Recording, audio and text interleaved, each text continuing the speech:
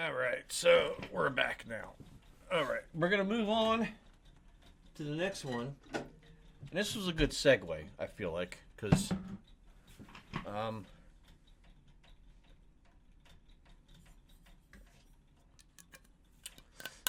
we talked about how the wrong that was beer bottles. The wrong segue, the wrong postings on social media can lead to your job termination by making the wrong comments, uploading videos, or you didn't even upload anything. But the fact of the matter is you were involved in something, and someone recorded you. And you're going to get caught. It's going to get back to your job. You're going to get fired. So it's not worth it. It's not worth it. If you see a phone come out, hold on. As soon as you see a phone come out like this, it's time to stop. Just shut up, stop talking, and walk away. Don't even talk about it anymore. Like, stop. So the next one we're going to go on about is going to be, let's see. Let me bring it up here. So we got rid of that one. I'm going to go on about LinkedIn because I have a LinkedIn account. LinkedIn is a strange social media. It's not one I've ever used. Oops. I have a LinkedIn account, and I'm sure some of you do, if not all of you do. You do it. LinkedIn was originally planned to be a social network for business links and connections to land jobs, post resumes, and even possibly, I don't know, find a job. But it's turned into a social media platform now where people post some of the stupidest shit. And it's just like, I haven't interacted with LinkedIn in years, and I probably should just go delete the account because it's pointless at this point. It's really worthless to even involve yourself with LinkedIn. There's never a negative comment. It's always something positive and super off the wall and crazy, which never happens, right? In the real world, all this positivity never happens. And before we get started with this video, the funniest thing I ever saw was, and I saw this on a stream the other day, was that there's this guy on LinkedIn who has an account just to mock and parody LinkedIn posts. And his post went something like this. So I was walking to a job interview the other day, and I saw a dog that was hungry. So I decided to feed the dog. So I missed the interview because I took care of the dog. The next day, I got a call from that same company asking if I was still interested and wanted to come for the interview, even though I no-called, no-showed for the interview. I was shocked. I was shocked that they called me and wanted to invite me for an interview second chance. So, of course, I said, hell yeah. So I went there, I sat down, and I waited in the waiting room when the interviewer came in the room. It was the same dog that I helped feed the other day. Just a stupid story, right? It's dumb. It's not believable. But these are the kind of posts that you see on LinkedIn now. It's not even a promotional business about, hey, are you looking for work? This is what we offer. That's what it used to be way back in the day when it first started. But so that's what we're focusing on today is we're going to talk about and look at some of the dumbest posts on LinkedIn. Let's check it out. LinkedIn is a strange social media. It's not one I've ever used, to be honest. The only things I've ever seen it be used for is like subtle gloating or not so subtle gloating. So today we're going to take a look at some of the worst posts on LinkedIn from the subreddit r/LinkedIn lunatics. Use your paid time off. It's not like an arcade. You can't get a bigger stuff there by saving your tickets. Use your paid time off. I used to give all... okay, alright, it's satire. He's put his pronouns as we them boys. I used to give all my pay time off to my co-workers because it would make me grind harder. If you are an employee, asking for a 3-week vacation ain't the best idea because those 3 weeks will show the company they can manage without you, so better ask for less. I agree with this. Yes, it's satire, but I agree with it. You have a 3 weeks vacation of PTO. Some companies give you four weeks. The larger retailers actually give you up to 30 days PTO. Spread them out. You take 3 weeks off and they approve it. They don't give a fuck if you're not there or not. right? So spread it out amongst the year. Weeks off in like one block is a lot to take, isn't it? But you think they're going to sack you? If you're allowed to take 3 weeks off, you should be allowed to take it off whenever, right? Here, say 20 years from now, the only people who remember that you work late to your kids. I hope you never stop recognizing how precious it is to sit with your children around a... That comment hits hard. That comment hits hard. And that's coming from me, a guy who worked almost 25 years with one company in retail. And I'm doing anywhere from 55 to 60 to 65 to 70 hours a week.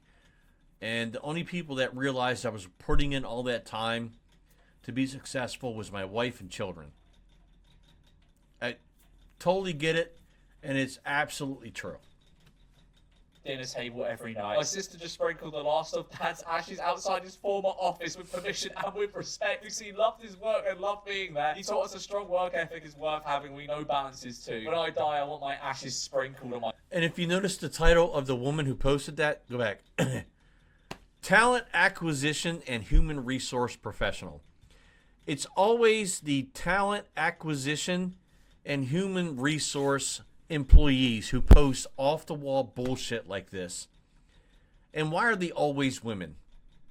Why are they always women in these roles? Can a guy do this same role? So a strong work ethic is worth having. We know balance is too. When I die, I want my ashes sprinkled on my gaming chair. So I'm on my return flight home from Barcelona, Spain, where I was delivering an international sales seminar. What, from the plane? You're on a plane giving a sales seminar. And guess what? Almost everyone in the entire plane has lights out and movies on. An 8-hour flight to watch movies or focus on performance improvement. Shut up, you nerd. What do you mean? When you're on a plane, you're not exactly in the most like active frame of mind, are you? You feel knackered. Like the air isn't right. You just kind of want to like just sit there and sleep or watch something. So if I'm on that long of a plane, the longest plane flight I've had was about 4 hours. And the last thing I want to do is talk about work. And what I'm going to do is I'm going to either sleep, I'm going to watch an in-flight movie, or I'm on my phone. Like, why would I want to talk about work? This is some stupid shit. You talk about being on a sales seminar, you dweeb. You did not do that. You just didn't. You're lying. You were delivering an international sales seminar from plain Wi-Fi. Yeah, all right, mate. About 80th century's movies. Over momentum instead of a movie. Instead of a movie, about 20% are choosing to think on paper, read a book, or focus on strategy. Whether you're flying on an aeroplane or just riding the plane of life. Yeah, we got an ad. It's gonna happen when you're watching videos.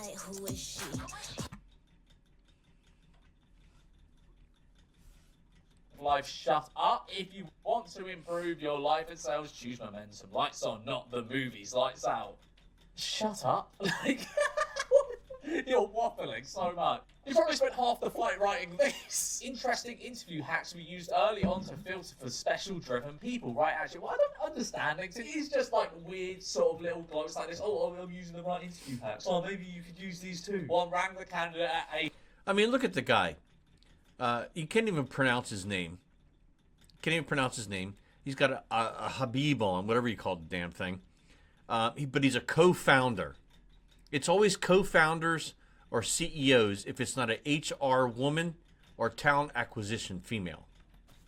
8 a.m. to request for interview early, right? You rang about 8 in the morning. You insane. Scheduled telephonic interviews first round at 11 p.m. Late workers. What? So you want their mind to be active at 8 a.m. and active enough at 11 p.m. to be able to do an interview.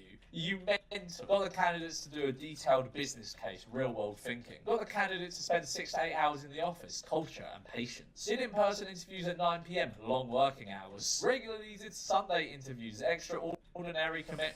No one who is realistic will do an interview at 11 o'clock at night or 9 o'clock at night. The most time you'll ever get an interview is somewhere between 9 a.m. and 4 p.m. during the day.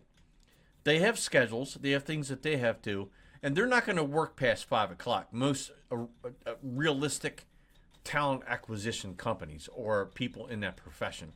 This guy is just a nobody. He's full of shit. For outstation candidates, ask them to show up next day. Hustle. LinkedIn people do my fucking head in. I have never ever wanted to punch someone so much for their listed job titles. Human renaissance, entrepreneur, advisor, analyst, engineer, innovator.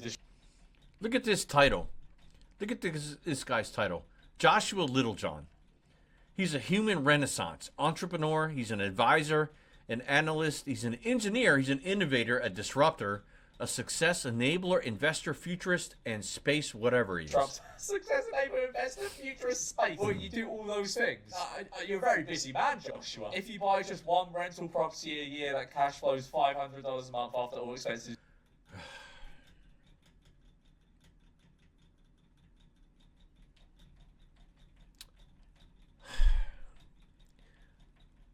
I don't want to be rude and I don't want to be misogynistic, which people will probably call me this after saying what I'm about to say.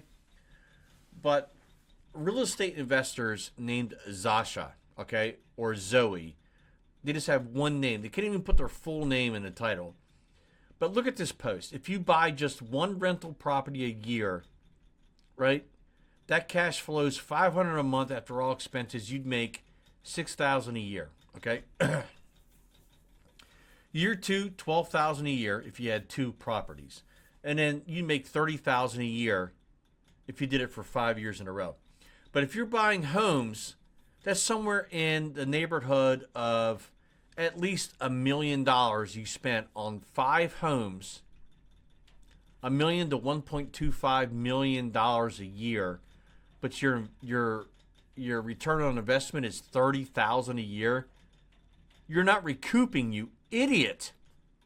You make what if you just buy one? Yeah, all right, guys. If you guys just buy one house a year, you can make $6,000 with it. You all you need to do is buy one fucking house a year. Have some self-awareness. What do you mean buying a house every year? Those houses shows you want to start being an owner. All right. Yellow flag. If you hire someone and they are not itching to help and dive in prior to their start date, the great hires start adding value before their official start date. Not every time, but most. Well, they're just supposed to turn up at the office before their start date and go, "Oh, guys, I've got a great idea." If I was the manager of that office, I'd see that person as mental. 22 candidates interviewed and not one of them was the right fit.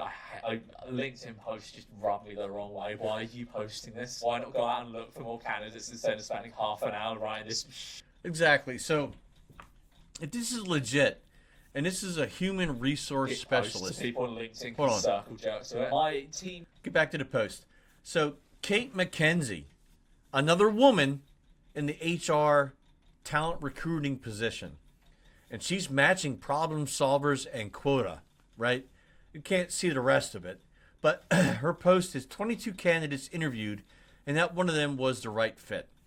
My team just got started on an SDR search with a client who had interviewed 22 candidates, 0 hires. The biggest reason they passed on each of them, candidates were only asking about PTO and work from home policies. Job seekers, interviewers learn more about you from the questions you ask than any answer you give. It tells them what's important to you and if you did any research prep prior to interview.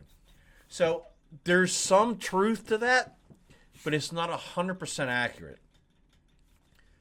When you're interviewing for a job, that job needs to be selling themselves to you as well. So yes, you may ask questions, but it's, what are you telling them? Can you research the job or the company before you have the interview? Yes, you can. But you can't find out all the information just from researching online about this job. So to go through 22 candidates, it means that you're just pulling in every single application that comes through and having 0 success. Are you interviewing them correctly? My thing was, when I hired over the almost 25 years, if I needed one role filled, I interviewed 5 people for every one role, so I could find at least, I had a 20% chance of finding someone that I needed, right? Better than just interviewing one person for one role and I have a 0 or 100% chance. But if that's a 100% chance, it's because I just hired them because they had a pulse or they were breathing. I put a piece of glass under their nose to see if they were breathing. But the interview process is awful, especially today after COVID, where everything has to be Zoom and you can't go in person. This is an Just awful got started person. on an SDR search with a client who had interviewed 22 candidates, 0 hires. The biggest reason they passed on each of them, candidates were asking about paid time off and work from home policies. I mean, those are probably fair things to ask. Job seekers, interviewers learn more about you from the questions you ask and any answer you give. It tells them what's important to you, and if you did any research/prep prior to your interview, yes.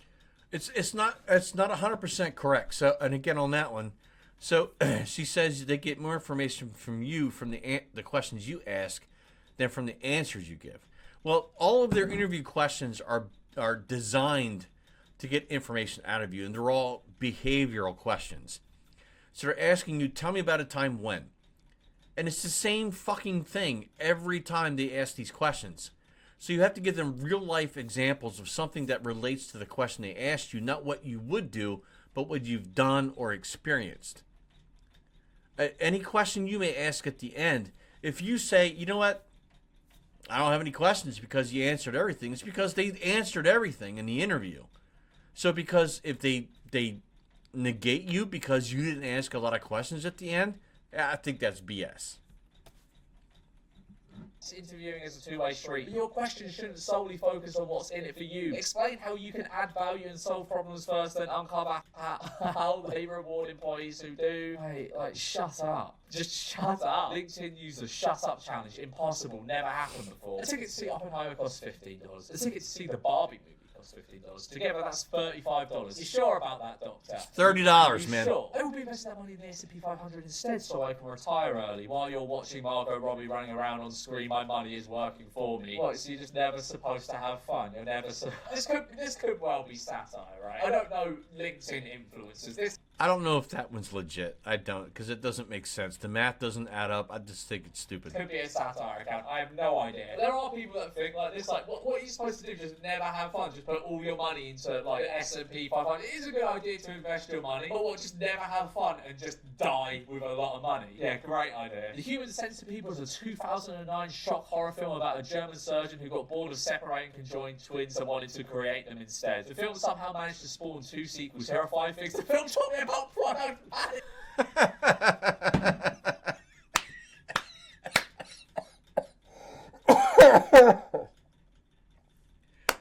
This is awesome, and this is what LinkedIn posts are all about. This is what they're like. Here are 5 things that this taught me about product management. Here are 5 things that it taught me about B&B sales. Like, this is the stupidest shit ever. And he's a consultant, coach, mentor, advisor, speaker, podcaster. Right? What a list of titles. And I can't believe he blacked out his name. Like, we need to know this guy's name. But this is the stupidest thing. Here are 5 things the film taught me about product management. He's talking about the Human Centipede. Have you watched this movie? There's nothing positive you can get from this movie. Oh, it's got podcasters now, this joke. I'm feeling this on Saturday.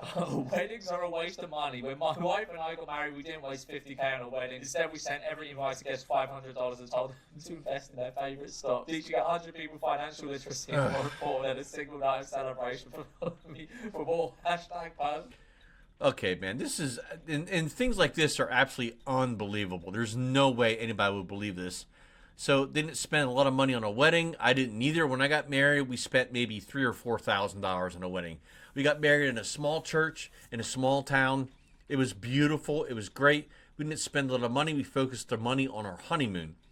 But instead, we sent every invited guest $500 each, and told them to invest in their favorite stocks. So 100 people, they sent $500. So in spending $50,000 on your wedding, which is supposed to be the most important day of your life, aside from your children being born, you gave all that money to people that you barely know. Finance advice. That has to be satire. Honestly, fuck glorifying hustle culture. Let's glorify taking time off. And then this licensed mental health professional replied with, "That's why you don't get promoted while those of the rise and grind culture do. You wonder why boomers and Gen X are your bosses. Look at what you wrote above. Employers don't hire people who want to engage in quiet quitting. Those are the first people they choose to lay off when they can." Thank you, licensed professional mental health consultant. Yeah, I agree. My team is fully remote and meetingless. Communication is 90% 95% written. This comes with some huge benefits. We can revisit conversations easily. Misunderstandings are way less likely. Conversations easily turn into docs and internal wiki. Startup CEO. Startup CEO. So he's a fake CEO. Our output is 10 times higher than most startup teams of similar size I've worked with in the past. Your company is one employee on LinkedIn. I walked 0.8. What does it say? Similar size I've worked with in the past. Your company is one employee. Your company has one employee on LinkedIn. I walked 0.8 miles barefoot in the snow just to get a meeting. It was Tuesday the 17th of January 2023, World Economic Forum, 7 a.m. My car got stuck. If I wanted to make it, I'd have to get a 3-hour train, but I was unprepared. I bought a swanky new pair of Louboutin. She's global top 100 women in tech. Ready for all the private events and royal families. In 0.1 seconds, I knew I had to take it off, so I did. Every step was ice cold. You can really imagine it. I walked 0.8 miles to meet the taxi, got a 3-hour train, collected my badge, and finally made it. People were shocked. But to me, it seemed normal to stop at nothing. Yeah, you're just built different. Walking 0.8 miles. And that's the other thing, the emojis. They put all these emojis in their posts. Like, do you need them? It's not needed. It's not professional. So risking frostbite to get to, what was it? World Economic Forum. I'm not really sure what that is, but I'm guessing it's important. And that's exactly the mindset of an entrepreneur. Where most people will say, I can't, I always say, I will. And that, my friends, is how I ended up walking alone and barefoot in Switzerland. That just sounds irresponsible. That's probably really fucking dangerous. Well, today didn't go as hoped, but it's in the hardest of times we learn the best lessons and feel the most gratitude. Why have you posted a picture of your child?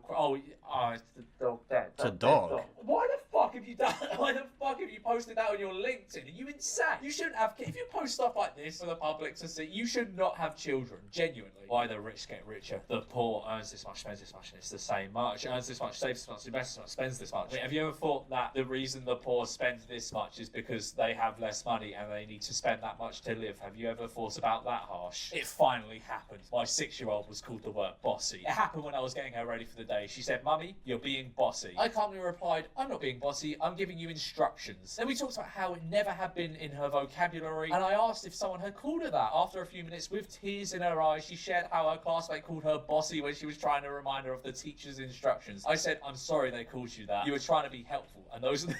Those are actually skills of a CEO. What is a CEO, she asked. What the fuck is a CEO, mommy? And this goes back to the comment I made at the beginning, where it's like the guy posted, I was on my way to an interview, and I saw a dog that was starving, so I fed the dog, but I missed the interview. The next day, I got a call saying, "Hey, do you still want the interview?" Excuse me. So I had the interview. And when I came in, the interviewer walked in, and it was the dog that I fed the previous day. It's like unbelievable stories. Excuse me. These things don't happen. And this is all you see on LinkedIn. These stories, they do not happen. God Is damn. the boss of a big company, I replied. With bright eyes and a huge smile, she exclaimed, a boss? During our commute, she sang over and over again, I'm going to be a B-O-S-S, folks. I think she found her calling. Didn't happen. It just didn't happen. Genius CPO thinks she did something groundbreaking. Turns out it was just giving employees lunch breaks. This morning we launched the Just Eat... Okay, is this for Just Eat? That's ironic if Just Eat has just found out about the lunch hour. This morning we launched the Just Eat Power Hour. Our colleagues told us while in lockdown they were on back-to-back calls and found it difficult to take a break away from their screen. That's not how we roll, so we've introduced the Power Hour. I mean a lunch break. The Power. You've introduced the Power Hour. Well, you've invented the lunch hour. It's designed for just... And again, we have another one in a position, Chief People Officer, a woman. Another woman, non-executive director. What the fuck does that mean? Non-executive director, but she's a Chief People Officer. This woman who has this kind of mindset is in charge of people and getting lunches. Eaters to have guilt-free time away from meetings, have lunch with the family, go for a walk, social distance, exercise, just breathe, it's their time. Another way we will continue to brilliantly enhance the lives of Just Eaters everywhere is this in addition to their lunch break. Obviously not this is just a lunch, they're just trying to make themselves sound better. That is just what LinkedIn is, isn't it? It's just trying to make you sound better or more intelligent than you actually are. I told myself I wasn't going to work on vacation, but with hotel lobbies like this, how can I not? Just sit in there and have a coffee and eat some food. Yeah, yeah, I mean, just don't work. Like, all you got to do is not work. And obviously, he's not in that hotel room. It's just a fucking photo he grabbed and posted online. And over 300 people. Some were amazing. Has he got generated over $100 million in revenue for a... Okay, cool. That's nice. I mean, this is just, I guess, a bit of a shock. So the only social medias I've ever really used are like Twitter, Facebook when I was like a child, and Instagram a tiny bit. I don't really use any others. I use TikTok, I guess, if you count that. I don't really use any other social medias. So, like, seeing one where it's like, in their bio, they've just got how much money they make from people. It's really, really weird. I'm pretty sure my Twitter bio... Co-founder of an 8-figure digital company. Just like I kick year threes for fun. I've hired over 300 people. Some were amazing, went on to get killer jobs, even start their own businesses. Others, not so much. Are you going to embarrass them in this post? My golden rule when building a high performance culture: hard work, and I mean really hard. A players I've hired work beyond 9 to 5, work on weekends, sacrifice work-life balance, are learning when they aren't working. If you're working 40 hours a week, imagine where you could be if you're working 80 hours. Oh my God, dude. Like, seriously, there are people out there with this mentality that are leading teams and treating people like shit. Like, you don't have to do all this to be successful. You can work a normal 40-hour-a-week job, maybe 45 hours a week, and be successful. Are you going to make millions? No. But you can go out there and find a way to make millions. You don't need to listen to these people and rely on this BS thinking that this is the only way that you can be successful. 80, that's 16 hours, 5 days a week. Or it is. A year, others will do in 6 months. Or 7 days a week working 10.5 hours a day. They want you to work every day. I'll tell you a story a long time ago. I was running a store, and I had become successful at running that store to where I was asked to go help out other stores that were struggling. So I would go, I would take a couple days. He wanted me to take a couple days out of my 5-day week to go help these stores. My statistics and metrics, KPIs, took a small dip because I wasn't there, which, it's my fault because they should be doing good when I'm not there.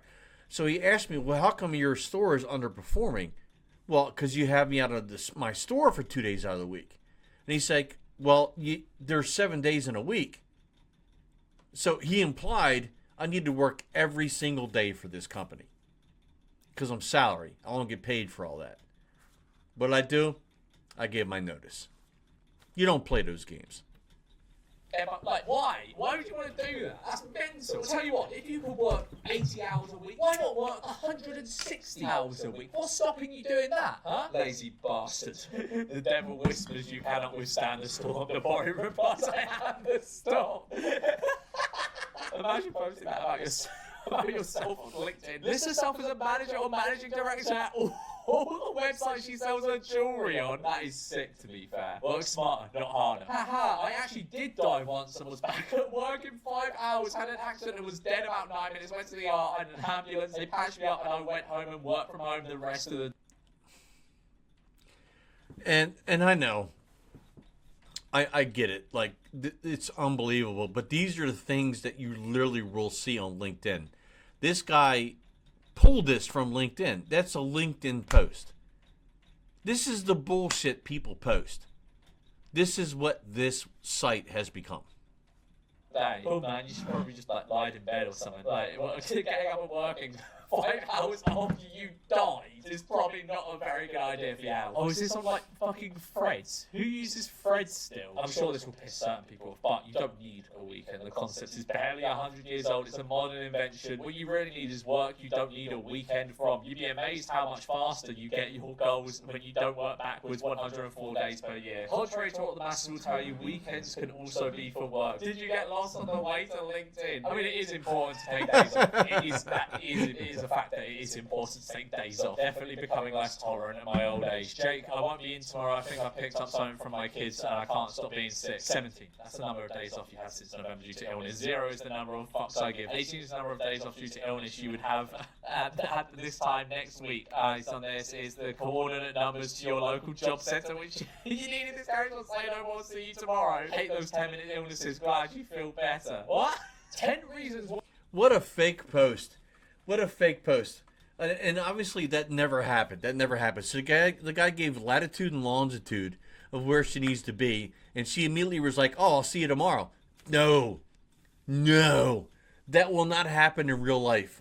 Absolutely not. That does not happen in real life. By flying private is worth it. Flying private is only worth it if it makes you money, essentially. If you're making money in the time you're flying. 1, improved work efficiency. 2, privacy. 3, comfort. And do you know how expensive flying private is, by the way? I looked at it just out of It's a interest. lot of money. Like, if you want to fly 10 hours, it's like 100-something grand. One Yeah. way. It's mental. 4, access to more airports. 5, fewer baggage restrictions. 6, travel with your pet in the cabin. That would be one thing. Like, if I had a pet and I needed to go somewhere, I wouldn't want to put my pet in the cargo or whatever. I'm scarred by that come fly with me bit where it's like he's like dog is dead. So if there was no airlines that would let me sit next to my pet, I would consider flying private, even though it would be an arm and a leg. Actually, if it's 100 grand, no way. But I think you can get ones that are like off leg or something like that, where it's like you get them when they're just like on their way back, so you only pay a fraction of the price. Convenience and flexibility, save valuable time, culinary delights, catering, travel between private jet terminals. Yeah, I mean, most of that isn't enough to make me fly private. You're just flexing. Oh, look at me, I can fly private. Shut up. I don't even think that's a real private plane. It just looks like one of those that's like for a photo shoot. You know the ones.